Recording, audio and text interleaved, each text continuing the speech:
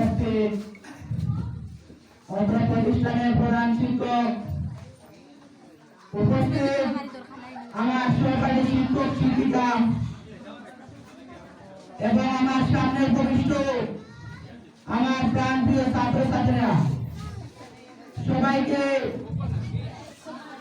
আমার পক্ষ থেকে আন্তরিক শুভেচ্ছা ও অভিনন্দন। আজ অত্যন্ত দুঃখ ও ভারাক্রান্ত মন নিয়ে বলতে হচ্ছে মেন্টাল মেমোরিয়াল একাডেমির 10ম শ্রেণীর ছাত্রছাত্রীদের বিদায় অনুষ্ঠান। যদিও আমরা মনে করি এটা একটা বিদায়ের আনুষ্ঠানিকতা মাত্র, কিন্তু মন থেকে চিরতরে বিদায় দেওয়াটা কিন্তু নেওয়া সম্ভব নয়।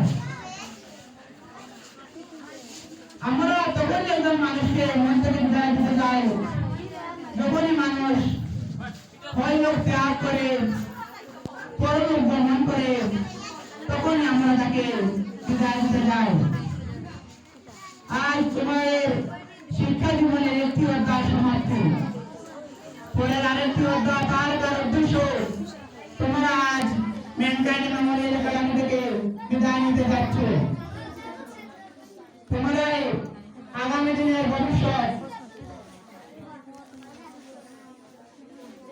এই জীবনে একজন গণ্য ব্যক্তি হতে হলে অনেক কিছু শিক্ষার প্রয়োজন, আর শিক্ষা অর্জন করতে হলে এক ধাপ থেকে অন্য ধাপে চলে যেতে হবে।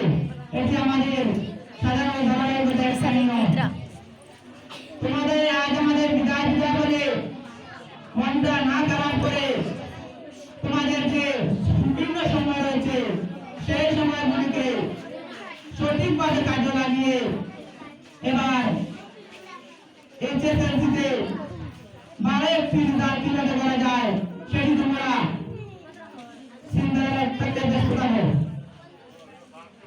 তোমরা বিভিন্ন social media, Facebook, Instagram, WhatsApp সারা যুক্ত থাকবে, কিন্তু তোমাদের এখন যে সংকীর্ণ সময় সেই সময়গুলো আর আসবে না।